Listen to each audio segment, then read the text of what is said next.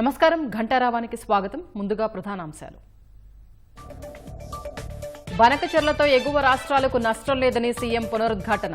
2-3 రోజుల్లో సందేహాలపై కేంద్రానికి వివరణ.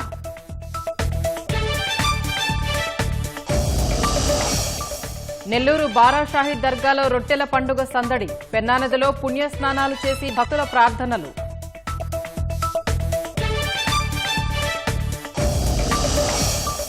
శ్రీశైలం జలాశయానికి పెరిగిన వరద ప్రవాహం. 179 టీఎంసీలకు చేరిన ప్రస్తుత నీటి నిల్వ.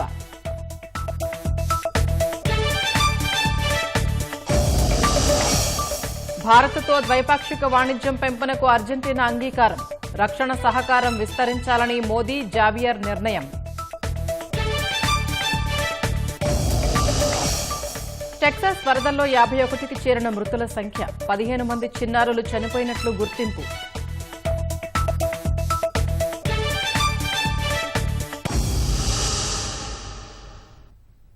ఈ నెల 15 నుంచి హంద్రీనివాస్ సుజల స్రవంతి ఫేజ్ 1 పనులు పూర్తి చేసి జీడిపల్లి రిజర్వాయర్ సామర్థ్యం మేరకు 3850 క్యూసెక్కుల నీటిని విడుదల చేయాలని సీఎం చంద్రబాబు అధికారులను ఆదేశించారు. ఫేజ్ 2 కాలువ ద్వారా పుంగనూరు, కుప్పం బ్రాంచ్ కెనాల్కు ఈ నెలాఖరు నాటికి నీరు విడుదల చేయాలని సూచించారు. గాలేరు నగరి ద్వారా కడపకు నీళ్లు ఇచ్చేందుకు పనులు ప్రారంభించాలని దిశానిర్దేశం చేశారు. పోలవరం ఎడమ కాల్వ పనుల్ని నెలాఖరుకు పూర్తి చేయాలన్న ముఖ్యమంత్రి 2026 జూన్కు వెలుగొండ పూర్తి చేసి నీళ్లివ్వాలని అధికారుల ముందు లక్ష్యాలను ఉంచారు. ఉండవల్లి నివాసంలో జలవనరుల శాఖపై ముఖ్యమంత్రి చంద్రబాబు సమీక్ష నిర్వహించారు. సమావేశానికి వీడియో కాన్ఫరెన్స్ ద్వారా మంత్రి రామానాయుడు, ఇతర శాఖల అధికారులు పాల్గొన్నారు. హంద్రీనివాస్ సుజల స్రవంతి, పోలవరం ఎడమ కాలువ పనులు, ఉత్తరాంధ్ర ప్రాజెక్టులు, రిజర్వాయర్లలో నీటి మట్టాలు, నీటి నిర్వహణకు చేపడుతోన్న చర్యలపై ప్రధానంగా చర్చించారు. రాష్ట్రంలో అత్యుత్తమ స్థాయిలో నీటి నిర్వహణ చేసి ప్రతి నీటి చుక్కను సద్వినియోగం చేసుకోవాలన్న సీఎం దీనికోసం పూర్తిస్థాయి ప్రణాళికతో ప్రభుత్వ శాఖలు, అధికారులు పనిచేయాలన్నారు. రాష్ట్రంలో ప్రస్తుతం వివిధ రిజర్వాయర్లలో 419 టీఎంసీల నీటి నిల్వలున్నాయని, గతేడాది ఇదే సమయానికి 182 టీఎంసీలే ఉన్నాయని అధికారులు వివరించారు. ఒక్క వైఎస్సార్ కడప జిల్లాలో తప్ప మిగిలిన చోట్ల సాధారణ వర్షపాతమే ఉందని, రానున్న రోజుల్లో వర్షాలు ఆశాజనకంగా ఉంటాయన్న సంకేతాలున్నాయని చెప్పారు. వర్షాల కారణంగా సమృద్ధిగా అన్ని ప్రాజెక్టుల్లోకి నీరు వచ్చి చేరుతుందని, సమగ్ర నిర్వహణ ద్వారా సద్వినియోగం చేసుకోవాలని సీఎం అన్నారు. వచ్చే ప్రవాహాలను హంద్రీనివా, పోతిరెడ్డిపాడు ద్వారా రాయలసీమలోని ప్రతి ప్రాంతానికి తరలించి రిజర్వాయర్లన్నీ నింపాలని ఆదేశించారు. పెన్నా బేసిన్లో సోమశిల, కండలేరు ప్రాజెక్టుల్లో నీటి నిల్వకు ఎక్కువ అవకాశం ఉందని, ప్రస్తుతానికి ఆ ఆయకట్టు రైతులకు అవసరమైన సాగునీరిచ్చి అనంతరం ప్రాజెక్టులను నింపాలన్నారు. కడపకు నీళ్లిచ్చే గాలేరు నగరి కెనాల్ పనులను త్వరలోనే ప్రారంభించాలని ముఖ్యమంత్రి ఆదేశించారు. హంద్రీనివా ఫేజ్ 2 కాలువ ద్వారా చిత్తూరు జిల్లాలోని చివరి ప్రాంతాలకు నీరిచ్చేందుకు వెంటనే టెండర్లు పిలిచి పనులు ప్రారంభించాలన్నారు. ప్రకాశం జిల్లాకు కీలకమైన వెలిగొండ ప్రాజెక్టు పనులను 2026 జూన్ నాటికి పూర్తి చేయాలని సీఎం దిశానిర్దేశం చేశారు. దీనికి అవసరమైన నిధులు మంజూరు చేస్తామని స్పష్టం చేశారు. పోలవరం ఎడమ కాలువ పనుల వేగం పెంచి జూలై 31కి పూర్తి చేయాలన్నారు. అనకాపల్లి వరకు నీరు తీసుకువెళ్లేందుకు అవసరమైన 7 ప్యాకేజీలు పూర్తి చేయాలని, ఇందులో ఎలాంటి మినహాయింపు లేదని స్పష్టం చేశారు. ఉత్తరాంధ్ర సాగునీటి ప్రాజెక్టులను పట్టాలెక్కించి నిర్దేశించిన సమయంలోపు పూర్తి చేయాలని సీఎం అధికారులను ఆదేశించారు. తారకరామ తీర్థ ప్రాజెక్టును ఏడాదిలో పూర్తి చేయాలని, తోటపల్లి డిస్ట్రిబ్యూటరీ పనులు పూర్తి చేయాలన్నారు. వంశధార, నాగావళి అనుసంధానంలో పెండింగ్ పనులను పూర్తి చేయాలని సీఎం స్పష్టం చేశారు. ఉత్తరాంధ్ర సుజల స్రవంతిని వీటికి అనుసంధానించేలా ప్రణాళిక అమలు చేయాలని సూచించారు. రాష్ట్రంలో కురిసే వర్షపాతం, నదుల నుంచి వచ్చే ఇన్ఫ్లోస్, భూగర్భ జలాలు, సాగు, తాగునీరు, పరిశ్రమలకు అవసరమైన నీటిని లెక్కించి పక్కాగా వాటర్ ఆడిటింగ్ చేయాలన్నారు. వాసార్ ల్యాబ్స్ ద్వారా నీటి ఆడిటింగ్ చేపట్టి సమర్థ నీటి వినియోగం కోసం అవసరమైన ప్రణాళిక అమలు చేయాలని ఆదేశించారు. పనిచేయకుండా ఉన్న ఫిజియోమీటర్లు, వాటర్ లెవెల్ తెలిపే sensor system, rain gauge stations ను అందుబాటులోకి తేవాలని సీఎం ఆదేశాలు జారీ చేశారు. దీనికి అవసరమైన నిధులు మంజూరుకు అంగీకారం తెలిపారు. చీఫ్ ఇంజనీర్లంతా ప్రాజెక్టులు మాత్రమే తమ పరిధి అనుకోకుండా ఆయా ప్రాంతాల్లో భూగర్భ జలాల పెంపులో భాగస్వాములు కావాలని సీఎం సూచించారు.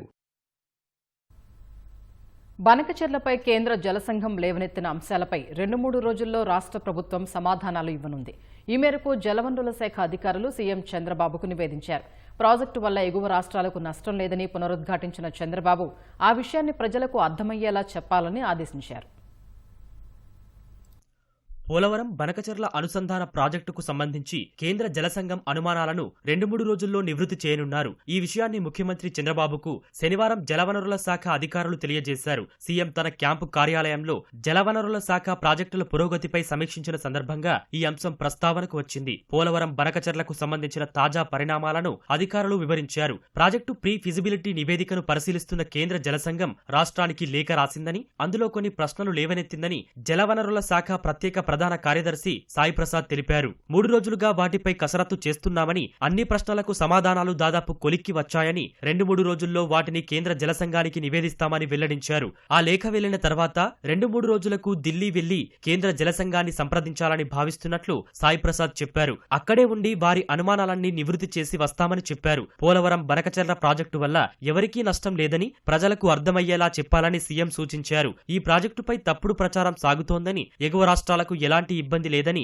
సాధికారికంగా ప్రజలకు అర్థమయ్యేలా వివరించాల్సి ఉందని ముఖ్యమంత్రి అధికారులకు స్పష్టం చేశారు. కేంద్ర జలసంఘం లేవనెత్తిన సందేహాల్ని ఓసారి పరిశీలిస్తే 100 సంవత్సరాల పాటు నీళ్లు అందుబాటులో ఉండే పరిస్థితుల్లో బనకచెర్లకు 200 టీఎంసీల నీటి మళ్లింపునకు ఎంతవరకు అవకాశం ఉంటుందని ప్రశ్నించింది. గోదావరి ట్రైబ్యునల్ అవార్డులో 75% విశ్వసనీయత వద్ద అన్ని రాష్ట్రాలు నీటిని వాడుకుంటే పరిస్థితులు ఎలా ఉంటాయని అడిగింది. వరద జలాలను పోలవరం నుంచి ప్రకాశం బ్యారేజీకి కాలువ ద్వారా 18,000 క్యూసెక్కులు మళ్లించేందుకు ఎంతవరకు అవకాశం ఉంది?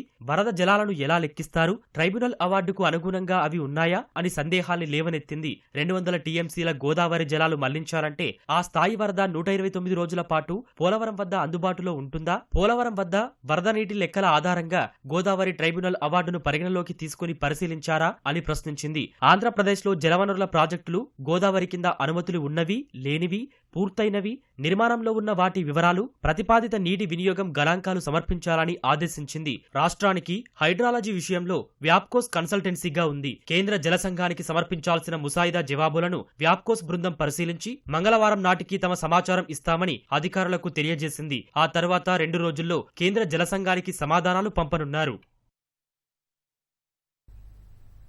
మత సామరస్యానికి ప్రతీకగా నిలిచే ప్రసిద్ధ నెల్లూరు రొట్టెల పండుగ ఈ ఉదయం ప్రారంభమైంది. మరింత సమాచారం మా ప్రతినిధి రాజారావు ప్రత్యక్ష ప్రసారం ద్వారా అందిస్తారు. స్వప్న నెల్లూరు నగరం బారాసాయి దర్గా రొట్టెల పండుగకు భక్త జన సంద్రంతో నిండిపోయింది. నగరం మొత్తం కూడా ఈ రొట్టెల పండుగకు వచ్చిన వారు లక్షలాది మంది భక్తులతో కిటకిటలాడుతున్నాయి. ఈ ప్రాంతం అంతా కూడా ఆధ్యాత్మికత శోభతో మొత్తం కూడా మునిగిపోయింది. భక్తులు కూడా పెద్ద ఎత్తున ఈ మనం పొదలకూరు రోడ్లో ఉన్న దర్గా ఇది. ఈ దర్గా ప్రాంతానికి పెద్ద ఎత్తున భక్తులందరూ కూడా తరలి రావడంతో ఇక్కడ అధికారులు కూడా ప్రత్యేక ఏర్పాట్లు అనేవి చేశారు. ఈరోజు ప్రధానంగా సొందల్ మాల్ అని అంటారు. ఈ సొందల్ మాల్ అంటే ఇక్కడ దర్గాలో ఉండే 12 మంది మృత వీరుల సమాధులను దర్శనం చేసుకుంటారు. వారి మొక్కులు తీర్చుకోవడం కోసంగా ఇక్కడికి రావడం అనేది జరుగుతుంది.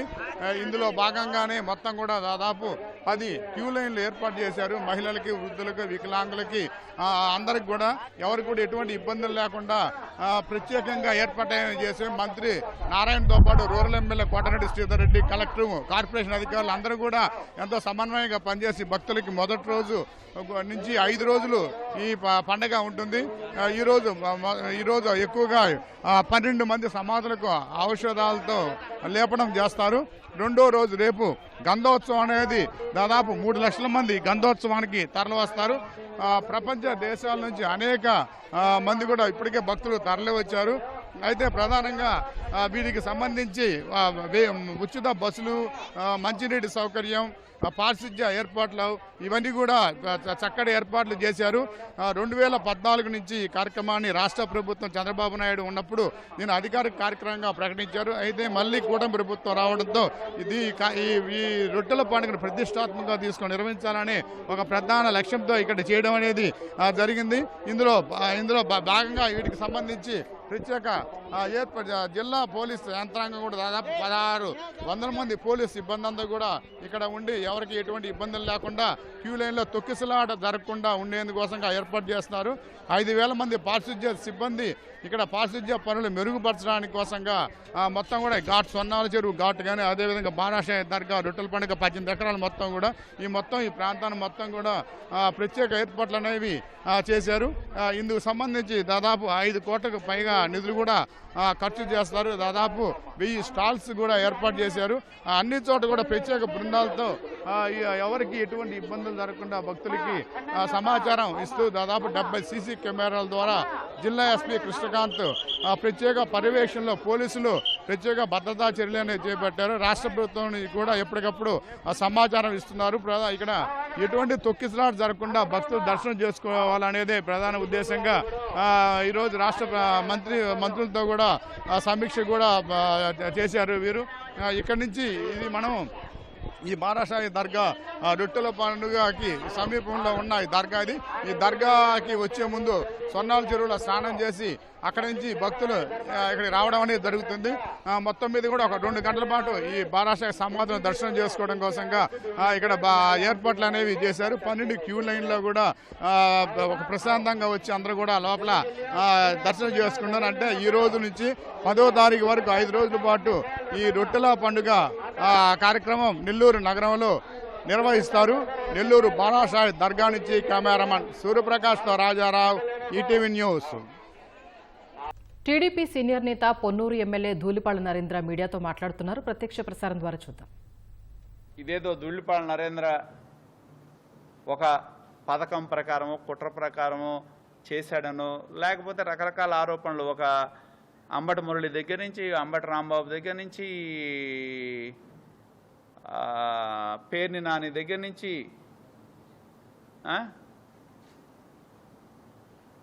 లేకపోతే నిన్న మొన్న దాకున్న పొన్నవోలు సుధాకర్ రెడ్డి దగ్గర నుంచి అందరూ వాళ్ళ ఆరోపణలు చూస్తే ఒకే రకమైన ఆరోపణలు, వాళ్ళ స్టేట్మెంట్లు చూస్తే ఒకటే కనపడుతుంది. ఏంటంటే ఏదో ఒక రకంగా దీన్ని కాంప్లికేట్ చేసి తెలుగుదేశం పార్టీ నాయకత్వాన్ని ఇరికించాలనే కుట్ర, ప్రభుత్వాన్ని అప్రతిష్ట పాలు చేయాలనే కుట్ర, ఈ రెండూ స్పష్టంగా కనపడతా ఉన్నాయి.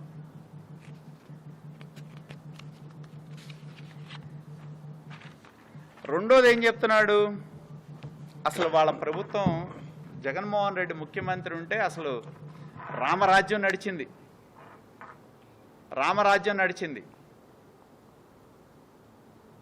ఆ గ్రామంలో 2019లో 25 సంవత్సరాలు నేను శాసనసభ్యుడిగా ఉంటే పొన్నూరు నియోజకవర్గంలో నేను ఇక్కడ ఉండి ఛాలెంజ్ చేసి చెప్తా, రాజకీయపరమైన దాడులు కానీ రాజకీయపరమైన కేసులు కానీ చాలా తగ్గినాయి. నేను మొదటిసారి 94లో ఎమ్మెల్యే అయిన నాటికి 25 సంవత్సరాలు నా రాజకీయ శాసనసభ్యుడి ప్రయాణంలో. కానీ ఎప్పుడైతే 25 సంవత్సరాల తర్వాత ఆ నియోజకవర్గంలో వైకాపా పార్టీ గెలిచిందో ఆ రోజు నుండి పొన్నూరు నియోజకవర్గంలో మారణహోమం మొదలైంది. ఇప్పుడు ఏదైతే వాళ్ళు చెప్తా ఉన్న మన్నవ గ్రామంలో ఏం చెప్తున్నారు, వాళ్ళ తాతండ్రులంట తరాల నుంచి అక్కడ ఉన్నారంట. తరాల నుండి ఉండి ఆ గ్రామాన్ని గుత్తాధిపత్యంగా చేతుల్లో పెట్టుకొని వాళ్ళను బెదిరించి ఆస్తులు కొల్లగొట్టి ప్రభుత్వం ఇచ్చే ప్రతి పథకం ద్వారా ఎస్సీ కార్పొరేషన్ భూముల్లో కూడా డబ్బులు దోచేసి సుదీర్ఘకాలం పంచాయతీని చేతిలో పెట్టుకొని కోట్లాది రూపాయల డబ్బులు దుర్వినియోగం చేసి దాన్ని అరాచకాలని ప్రతిఘటిస్తే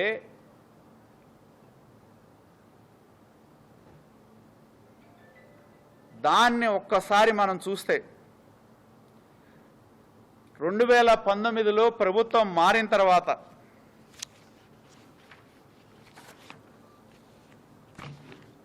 తొలి రాజకీయ హత్యా ప్రయత్నం పొన్నూరు నియోజకవర్గంలో జరిగింది.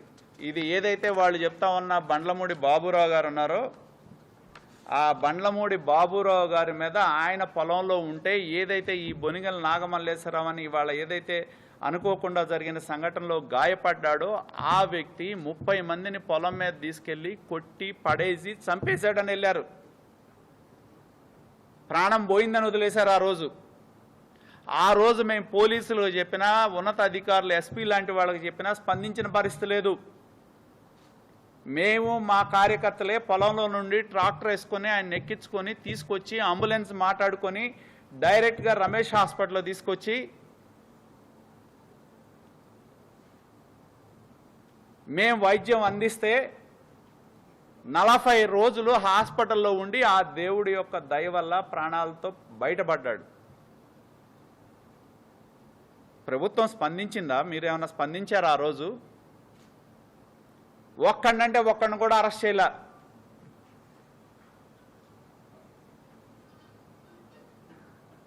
పైగా ఆ కుటుంబం మీద ఏదో వాళ్ళ హయంలో అంట ప్రశాంతంగా ఉన్నట్టు, తెలుగుదేశం వాళ్ళ మీద కేసులు లేనట్టు, వాళ్ళ మీద ఏది లేనట్టు చెప్తారు. శ్రీశైలం జలాశయానికి వరద ప్రవాహం క్రమంగా పెరుగుతోంది. జూరాల, సుంకేసల ప్రాజెక్టుల నుంచి 1,30,780 క్యూసెక్కులు శ్రీశైలం జలాశయంలోకి చేరుతోంది. శ్రీశైలం నుంచి అవుట్ఫ్లో 67,399 క్యూసెక్కులు ఉంది. ఎడమగట్టు విద్యుత్ కేంద్రం నుంచి 35,315, కుడిగట్టు విద్యుత్ కేంద్రం నుంచి 31,084 క్యూసెక్కుల్ని విద్యుత్ ఉత్పత్తి ద్వారా నాగార్జున సాగర్కు విడుదల చేస్తున్నారు. శ్రీశైలం పూర్తిస్థాయి నీటిమట్టం 885 అడుగులు కాగా ప్రస్తుతం 878.40 అడుగులకు చేరింది. ప్రాజెక్టు పూర్తిస్థాయి నీటి నిల్వ సామర్థ్యం 215.80 టీఎంసీలు కాగా ప్రస్తుతం 179.89 టీఎంసీలకు చేరింది. తూర్పుగోదావరి జిల్లా సీతానగరం మండలం వెదుళ్లపల్లి జడ్పీ ఉన్నత పాఠశాల విద్యార్థులు సీఎం చంద్రబాబు, ఉప ముఖ్యమంత్రి పవన్ కళ్యాణ్, మంత్రి లోకేష్ కు ధన్యవాదాలు తెలుపుతూ పెద్ద సంఖ్యలో పోస్ట్ కార్డులు రాసి పంపారు. బడిలో అన్ని సదుపాయాలు, మౌలిక వసతులు ఏర్పాటు చేసి చదువుకునేందుకు అనుకూల వాతావరణం కలిగించినందుకు సీఎం, డిప్యూటీ సీఎం, విద్యాశాఖ మంత్రికి కృతజ్ఞతలు తెలుపుతూ ఉత్తరాలు రాశారు. ఈ నెల 10న పాఠశాలలో జరిగే మెగా పేరెంట్స్ మీట్ కు రావాలని విద్యార్థుల తల్లిదండ్రులు కూడా లెటర్ల ద్వారా సీఎం, డిప్యూటీ సీఎం, విద్యాశాఖ మంత్రికి ఆహ్వానం పంపారు. తల్లికి వందనం ద్వారా చదువుకు ఆర్థిక సహాయం, డొక్కా సీతమ్మ పథకం పేరిట మెనూలో మార్పులు చేసి సన్నబియ్యంతో భోజనం, డాక్టర్ సర్వేపల్లి రాధాకృష్ణన్ పేరిట విద్యామిత్ర కిట్లు వంటి పథకాలు అమలు సంతోషకరమని ఉత్తరాల ద్వారా ఆనందం వ్యక్తం చేశారు. పాఠశాలలో మౌలిక వస్తువుల కల్పనలో చొరవ చూపినందుకు స్థానిక ఎమ్మెల్యే బత్తుల బలరామకృష్ణకు విద్యార్థులు, తల్లిదండ్రులు ధన్యవాదాలు తెలిపారు. భారత్, అర్జెంటీనా మధ్య ద్వైపాక్షిక వాణిజ్యం పెంపునకు ప్రధాని మోదీ అర్జెంటీనా అధ్యక్షుడు జావియర్ మిలే అంగీకరించారు. కీలకమైన ఆరోగ్యం, రక్షణ, ఇంధనం, సాంకేతికత, ఖనిజాలు తదితర రంగాల్లో సహకారం విస్తరించాలని నిర్ణయించారు. ఇరు దేశాల మధ్య రక్షణ సహకారం మరింత పెరగాలని నిర్ణయించిన ఇరువురు నేతలు అది వ్యూహాత్మక ప్రయోజనాలకు ఉపయోగపడుతుందన్నారు. 57 ఏళ్ల తర్వాత భారత ప్రధాని మోదీ తొలిసారి అర్జెంటీనాలో ద్వైపాక్షిక పర్యటన చేపట్టారు. భారత్, అర్జెంటీనా మధ్య దౌత్య సంబంధాలకు 75 ఏళ్లు పూర్తయినట్లు ప్రధాని గుర్తు చేశారు. ఇండియా, మెర్కోసూర్ వాణిజ్య ఒప్పందాన్ని విస్తరించాలని అర్జెంటీనా అధ్యక్షుడిని కోరారు. అర్జెంటీనా మార్కెట్లోకి భారత ఔషధాల దిగుమతికి ఫాస్ట్ ట్రాక్ ఆమోద ప్రక్రియను తీసుకొచ్చే అవకాశంపై చర్చించారు. వ్యవసాయ మార్కెట్ యాక్సెస్ ను మెరుగుపరచడానికి సంయుక్త కార్యబృందాన్ని ఏర్పాటు చేయాలని ఇరు దేశాలు నిర్ణయించినట్లు విదేశాంగ కార్యదర్శి కుమారన్ తెలిపారు. ఈ పర్యటన తర్వాత ప్రధాని మోదీ బ్రెజిల్కు చేరుకున్నారు. అక్కడ జరిగే బ్రిక్స్ సదస్సులో పాల్గొని ఈ సందర్భంగా బ్రిక్స్ సభ్య దేశాల అధినేతలతో మోదీ ద్వైపాక్షిక చర్చలు జరపనున్నారు. చివరగా నమీబియా పర్యటనతో ప్రధాని మోదీ 5 దేశాల పర్యటన ముగియనుంది. అమెరికాలోని టెక్సాస్లో సంభవించిన వరదల్లో మరణించిన వారి సంఖ్య 51కి చేరింది. అందులో 15 మంది చిన్నారులు ఉన్నారు. తప్పిపోయిన 27 మంది బాలికల కోసం గత 2 రోజుల నుంచి అధికారులు తీవ్రంగా గాలిస్తున్నారు. గ్వాడాలుపే నదీ తీరంలో ఉన్న ప్రముఖ క్రిస్టియన్ క్యాంప్లో వేసవి శిక్షణా శిబిరం నిర్వహిస్తుండగా ఈ క్యాంపును వరదలు ముంచెత్తాయి. ఇందులో 27 మందికి పైగా బాలికలు గల్లంతైనట్లు అధికారులు వెల్లడించారు. బాలికల కోసం పడవలు, హెలికాప్టర్ల సాయంతో గాలింపు చేపట్టినట్లు తెలిపారు. అటు ఒక్క కేర్ కౌంటీలోనే దాదాపు 43 మంది మరణించినట్లు అధికారులు చెప్పారు. ఇప్పటి వరకు వరదల్లో చిక్కుకున్న 850 మందిని రక్షించినట్లు అధికారులు వెల్లడించారు.